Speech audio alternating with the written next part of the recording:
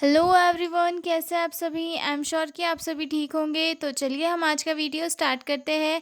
आज की वीडियो में हम डील करने वाले हैं एक 5 नंबर का क्वेश्चन जिसमें पूछा गया था कॉजेज़ ऑफ मेंटल इलनेस। ठीक है, तो ये जो क्वेश्चन है काफ़ी इंपॉर्टेंट है और ये बहुत बेसिक क्वेश्चन है, तो हम इसे बहुत ईजी लैंग्वेज में और बहुत अच्छे से सॉल्व करने वाले हैं। ठीक है, तो जो लोग भी चैनल पर नए हैं वो लोग चैनल को सब्सक्राइब कर ले, वीडियो को लाइक करें और अपने दोस्तों के साथ शेयर ज़रूर करें। तो बिना देरी किए हुए वीडियो को स्टार्ट करते हैं। तो ये जो क्वेश्चन है इसमें पूछा गया था कि describe the causes of mental illness, की जो मेंटल इलनेस होती है वो किन किन फैक्टर्स की वजह से किसी पेशेंट की बॉडी में, पर्सन की बॉडी में कॉज होती है। तो इसके पहले वाले वीडियो में हमने देखा था कि मेंटल इलनेस क्या होती है। तो मेंटल इलनेस जो है एक टाइप की मेडिकल कंडीशन होती है जिसमें एक जो नॉर्मल पर्सन होता है उसकी मेंटल स्टेबिलिटी जो है अफेक्ट होती है और उसका जो कॉग्निटिव फंक्शनिंग है वो एबनॉर्मल हो जाता है या फिर एम्पायर हो जाता है, जिसकी वजह से वो अलग अलग हरकतें करने लग जाता है। ठीक है, जिससे इसके सिम्टम्स शो होते हैं, जैसे कि डिप्रेशन हो गया, एंजाइटी हो गई, या फिर एक्सेसिव एक्साइटमेंट हो गया, एक्सेसिव लाफिंग हो गई। ये सारी चीज़ें जो है मेंटल इलनेस में शो होती है। ठीक है, उनका जो बिहेवियर होता है वो थोड़ा अलग होता है मेंटली इल पर्सन का। तो ये चीज़ें किन वजह से कॉज होती है ये हम आज के वीडियो में डील करेंगे। ठीक है, तो मैंने इसमें फैक्टर्स लिखे हैं, जो मेन फैक्टर है इनकी वजह से जो है मेंटल इलनेस कॉज होती है। तो मैंने पहले फैक्टर्स आपको बता देती हूँ, उसके बाद हम इन्हें डिटेल में डिस्कस करेंगे। ओके, तो सबसे फर्स्ट आते हैं जेनेटिक फैक्टर। इतने फैक्टर्स हैं जिनकी वजह से जो है मेंटल इलनेस कॉज होती है। फर्स्ट आता है जेनेटिक फैक्टर, देन सेकंड आता है बायोलॉजिकल फैक्टर, थर्ड है साइकोलॉजिकल फैक्टर, फिर देन फोर्थ है इन्वायरमेंटल फैक्टर, उसके बाद आते हैं सब्सटेंस एब्यूज़, फिर chronic medical condition, hormonal changes, social and cultural pressure. ठीक है, तो हम जो हमारा फर्स्ट टॉपिक था जेनेटिक फैक्टर, इसे हम डिटेल में डील करते हैं। तो सबसे फर्स्ट है इसमें जेनेटिक फैक्टर यानी कि हेरेडिटी। हमने देखा है कि जो पेशेंट या फिर जो जिस फैमिली में मदर या फादर थोड़े से जो है एबनॉर्मल होते हैं तो उनके बच्चों में भी जो है थोड़ी एबनॉर्मलिटी शो होती है। ऐसा हर केस में नहीं होता है, लेकिन कुछ कुछ केसेस में जैसे मदर फादर होते हैं वैसे ही बच्चे होते हैं। ठीक है, mental illness can run in families due to inherited genes, मतलब जीन्स के जो इनहेरिटेंस की वजह से मेंटल डिसेबिलिटी फादर से मदर के इसमें जाती है, जिसकी वजह से क्या होता है मेंटल इलनेस आने वाले बच्चे के बॉडी में भी कॉज हो जाती है।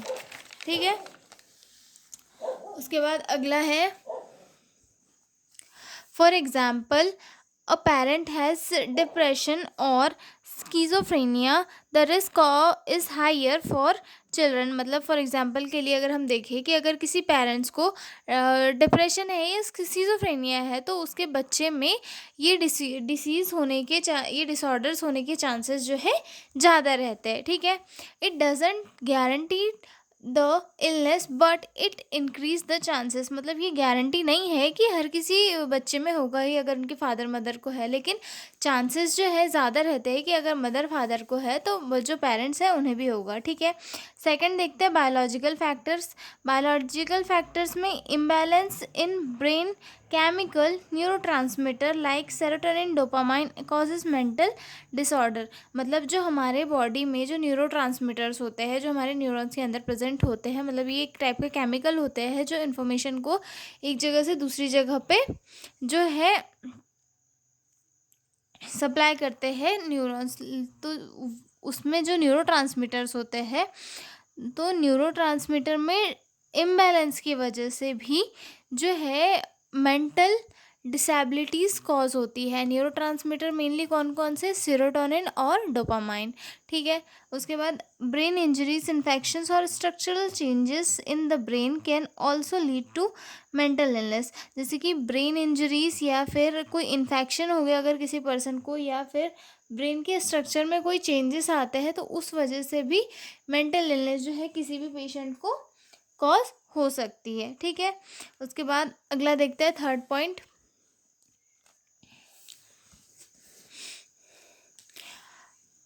साइकोलॉजिकल फैक्टर्स में long term stress, trauma, abuse, physical, emotional और sexual can deeply affect the mental health. अगर कोई पर्सन है, उसे किसी टाइप का कोई ट्रॉमा हुआ है, उससे लंबे टाइम से स्ट्रेस है, या फिर जो है उसका वो अब्यूज़ हो रहा है, वो बहुत जो है इमोशनली परेशान हो गया है, तो ये चीज़ें क्या है उसके दिमाग पे ट्रिगर करती है, जिसकी वजह से उसकी जो दिमाग की फंक्शनिंग है, ब्रेन की फंक्शनिंग है, वो कमज़ोर हो जाती है और वो इतनी सारी चीज़ें हैंडल नहीं कर पाता है, जिसकी वजह से क्या होता है, जो है मेंटल इलनेस कॉज हो जाती है, ठीक है। उसके बाद negative childhood experience like neglect, loss of parents और bullying can be major triggers. मतलब नेगेटिव चाइल्डहुड एक्सपीरियंस भी जो है मेंटल इलनेस कॉज करते हैं, क्योंकि क्या होता है, जब बच्चे का ब्रेन डेवलपमेंट के टाइम पे होता है, जैसे कि डेवलप होता रहता है, तब उसे हमेशा नेगेटिव चीज़ें देखने के लिए मिलती है, जैसे कि कोई उनका पीयर ग्रुप है, वहाँ पे कोई उसे बुली करता जा रहा है, परेशान करता जा रहा है, तो बच्चा क्या होगा, मेंटली परेशान हो जाएगा। और अगर पेरेंट भी जो है उसे परेशान कर रहे हैं, स्टेप मदर्स होती है, स्टेप मदर्स बच्चों को परेशान करती है, तो ये सारी चीज़ें जो है बच्चे के दिमाग को ग्रोथ होते टाइम से ही बहुत ज़्यादा परेशान कर देती है, जिसकी वजह से आगे चल के उसका जो ब्रेन है वो फंक्शनिंग नहीं कर पाता, और डिप्रेशन, एनजाइटी, ऐसी सारी चीज़ें उसके साथ कॉज होने लगती है, ठीक है। लो सेल्फ स्टीम और poor coping skill can make a person more vulnerable. Okay, तो मतलब अगर किसी पर्सन की जो है किसी चीज़ को कैच करने की, समझने की स्किल्स अगर कम है, तो उस टाइम पे भी क्या है, पर्सन अपने आप को वीक समझने लगता है और अपने ब्रेन पे जो है उस चीज़ का गलत अफेक्ट करता है, जिसकी वजह से उसका जो ब्रेन की फंक्शनिंग है वो अफेक्ट होती है, ठीक है। फोर्थ पॉइंट है इन्वामेंटल फैक्टर। इन्वामेंटल फैक्टर्स में कैसे, living a stressful environment, poverty, war, violence, family conflict can contribute. मतलब अगर कोई पर्सन है वो किसी स्ट्रेसफुल इन्वामेंट में रह रहा है, जैसे कि बहुत ज़्यादा गरीबी में रह रहा है, खाने को नहीं है, पीने को नहीं है, रहने को नहीं है, कपड़े नहीं है, ये सारी चीज़ें नहीं है, तो ये सारी चीज़ें क्या है उसके दिमाग पे धीरे धीरे अफेक्ट डालने लगती है, जिसकी वजह से उसका दिमाग में स्ट्रेस, एनजाइटी, ये सारी चीज़ें होती है। अब घर नहीं है, फैमिली नहीं है, तो वहाँ पे क्या होता है, जो पर्सन है उसके ब्रेन पे बहुत सारी चीज़ें एक साथ ट्रिगर करने लग जाती है, जिसकी वजह से उसकी जो ब्रेन की फंक्शनिंग होती है वो भी एबनॉर्मल होती है, ठीक है। लेक ऑफ सोशल सपोर्ट और लॉनलीनेस ऑल्सो इंक्रीज दस रिस्क ऑफ मेंटल इलनेस। मतलब अकेलेपन से भी क्या होता है, बहुत सारी चीज़ें डेवलप होती है, जिससे कि मेंटल रिटार्डेशन जैसी चीज़ें कॉज होना स्टार्ट हो जाती है, ठीक है। अगला पॉइंट देखते हैं,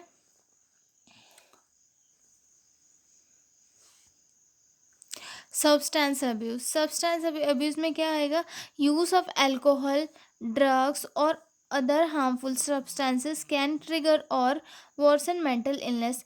मतलब बहुत सारे सब्सटेंसेस, जैसे कि मादक पदार्थ हो गया, जैसे कि अल्कोहल हो गया, टोबैको हो गया, या फिर ड्रग्स हो गया, ये सारी चीज़ें क्या है हमारे ब्रेन पे अफेक्ट करती है, जिनकी वजह से जो है ब्रेन की फंक्शनिंग पर अफेक्ट पड़ता है, ठीक है। Some substances directly affect brain chemistry and increase the chances of disorders like depression, साइकोसिस और एनजाइटी। मतलब बहुत सारे जो सब्सटेंसेस होते हैं वो डायरेक्ट जाके ब्रेन की केमिस्ट्री पर, ब्रेन के जो ऑर्गन्स होते हैं उनकी फंक्शनिंग पर अफेक्ट करते हैं, जिनकी वजह से बहुत सारे जो डिसऑर्डर्स है वो डायरेक्टली कॉज हो जाते हैं, जैसे कि डिप्रेशन हो गया, साइकोसिस हो गया, एनजाइटी हो गया, ठीक है। उसके बाद अगला देखते हैं chronic medical condition. Chronic medical condition में क्या आएगा, chronic condition like cancer, diabetes, HIV, AIDS और long term pain can lead to emotional and psychological strain. मतलब अगर किसी को लॉन्ग टर्म डिसीज़ है, जैसे कि डायबिटीज़ हो गया, कैंसर हो गया, HIV हो गया, तो इन सारी चीज़ों क्या है, बॉडी में साइकोलॉजिकल और इमोशनल स्ट्रेन जागता है। मतलब इंसान उन चीज़ों को लेके परेशान रहता है, सोचते रहता है, तो उसकी वजह से क्या है, उसका ब्रेन जो है उसकी फंक्शनिंग अफेक्ट होती है, और फंक्शनिंग अफेक्ट करने होने से जो है मेंटल इलनेस कॉज होने के चांसेस ज़्यादा रहते हैं, ठीक है। उसके बाद अगला है हार्मोनल चेंजेस। हार्मोनल चेंजेस में कैसा, hormonal imbalance during puberty, pregnancy और menopause can affect mental health. जो फीमेल होती है, फीमेल में जब वो प्रेग्नेंट होती है या फिर जब उसकी प्यूबर्टी की एज आती है, उस टाइम पे उसकी बॉडी में काफ़ी सारे हार्मोन चेंज होते हैं।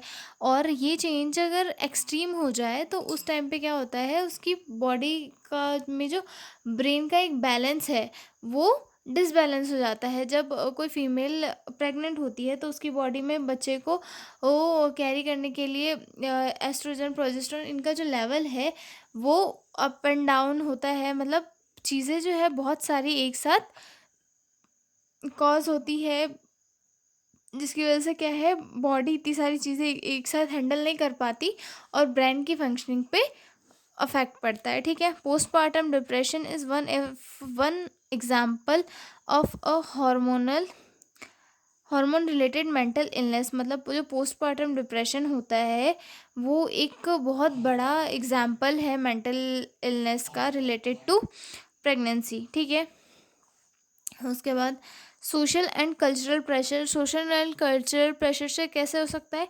Pressure to meet social expectations, body image issues and discrimination can impact mental wellbeing.